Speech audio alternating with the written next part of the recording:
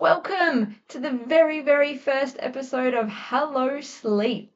I am very glad you're here, and if you're feeling tired, exhausted, overwhelmed, then you are definitely in the right place because I'm going to be sharing actionable tips that are going to reclaim your uninterrupted nights, your predictable naps, and your sanity too. And we're going to do that by transforming your baby's sleep habits and sleep patterns. And the best part of all, we're going to do it together. What if I told you that the very first thing that you need to do to get better sleep in your home does not require you to change anything at all? Because that's the truth. And I imagine that you might be feeling a sense of relief. And because, getting started on something is always the hardest step. And if you know that, okay, the first step, getting started, we don't have to make any changes, then I just feel like that might put you at ease straight away. And that is definitely what I want for you. So stick around because I'm going to uncover what that first step is for you to get better sleep. Hello, it's Brianna, your trusted baby sleep expert. I've had the honour and privilege of helping over 200 families now reclaim their nights, their naps, and their sanity. My passion for sleep was birthed out of when our eldest was a baby and we really struggled with her sleep. But when we sought help and got our sleep transformation, it pulled me out of a really dark place. Now, all I want to do is help other families escape sleep deprivation too. I want to get started on today's episode by sharing an analogy with you. I love analogies. So it starts with a story, and that is, so it's February now. So we've had the whole back to school, we've had Christmas, and we've had all of that. Well, when it was Christmas, my family and we went to visit some other family in Toowoomba. So we know the area of Toowoomba a little bit, but we do not know like all of the streets and everything like that. So there was a couple of us families who really wanted to go to like an indoor playground, like our local one is Little Monkeys and we love it. And Toowoomba's, I think the one we were looking at was called Chipmunks, I think. And so they're the playgrounds that, have all the giant climbing frames. They've got the ball pits.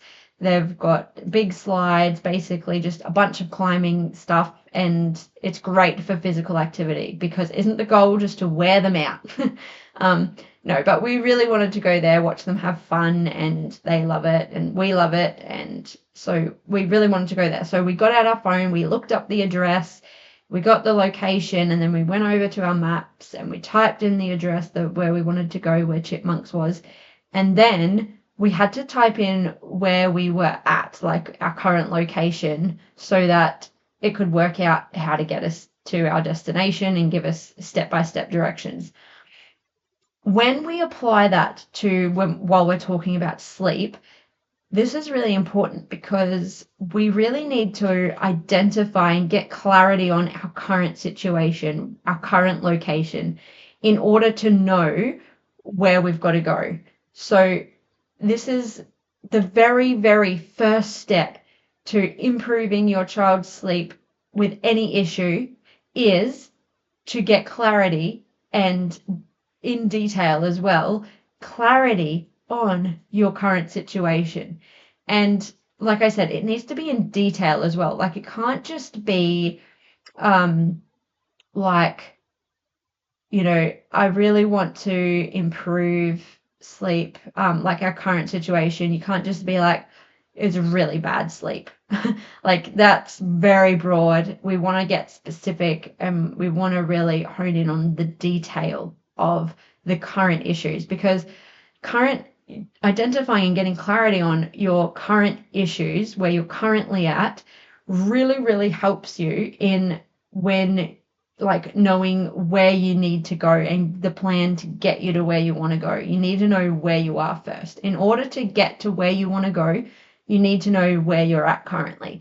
And so this episode is all about identifying your current sleep struggles. And yeah, we really want to do that in detail. But the other reason why getting clarity on your current issues is because, once you've started improving sleep, if you're feeling a little bit discouraged, or if you've had some wins and then you feel like you're going backwards, you can look back on what you wrote down for your current issues, and you can just see how far you've come.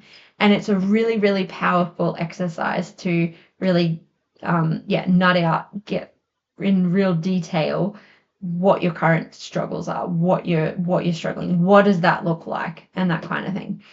And yeah, so when I work with clients, there's a little box on our template of our sleep plans, and it's the box for current sleep issues. So this is exactly what I do with my clients. We get clear on the current issues, what's currently going on. So when I say like we need to go into detail about this, okay, what that looks like, some examples might be frequent overnight wake-ups, right? So, and when we write frequent overnight wake-ups, don't just put frequent overnight wake-ups. We want to go further and define what that is. So frequent overnight wake-ups, 1 or 2 overnight wake-ups might be your frequent overnight wake-ups. Or, it might be 3, 4, 5, 6, 7. I've had one mum come to me, and yeah, I've had many mums come to me, but one of a mum recently once, she said that, her child was waking up to 9 times a night. So she was just purely exhausted. And yeah, so another way you might put it is, waking every 1 to 2 hours every night. So there's different ways that you can go into detail and define it and clarify it. So, but yeah, frequent overnight wake-ups, how many, what does that look like, how often, and that kind of thing. So that's how you can get detail there. Another issue might be naps, and it might just be they're currently waking up like clockwork every 30 minutes into their nap. So the problem is like cat naps, waking after 30 minutes of every nap. Or another example is like resisting bedtime. So if they are taking hours and hours to fall asleep at bedtime, then that could be an issue. Like, what does that look like? It means like we start our wind down routine at this time, and it's taking literally 2 hours between starting to try to get them to sleep to actually being asleep. And another one is, they fall asleep on me fine. They're falling asleep, no worries. But as soon as I try and transfer them to the cot, they just spring up wide awake. And so that could be another way you identify one of your issues is, the transfer. So they fall asleep fine, but then as soon as I try and transfer them into the cot, they're just waking up straight away, and they're like take so much settling to get back to sleep once they wake up from that attempted transfer. So that might be another one. With it might be that another example is that you're spending like an hour rocking or bouncing your baby just to get them to sleep. So this was the one where we were at with my eldest when she was 4, 5, 6 months. We were on the exercise ball bouncing her to sleep, and then she was waking up a couple of hours later, and back we were on the ball bouncing her to sleep. And I think the ball was probably saving our backs a little bit, but I still remember it was a nightmare, and it was so, so, so hard. And I was in a very dark place in that time, like with postpartum depression and anxiety, and like those words can get thrown around a lot, but that's a very serious topic, and I'll be talking about that later down the track. But so they are a few examples of how you can go into so much detail about identifying your current issues. Okay, so I really, really want you to find some time and maybe write it down or type it up and get that clarity on your current sleep struggles. So that's just about it for today. We have, just to recap, we've talked about how important and why it's so important to identify your current sleep struggles. And that's so that when you look back, you can see how far you've come, and it's also so that you need to identify where you're at in order to get to where you want to be. So they're the two reasons why we really, really need to do this.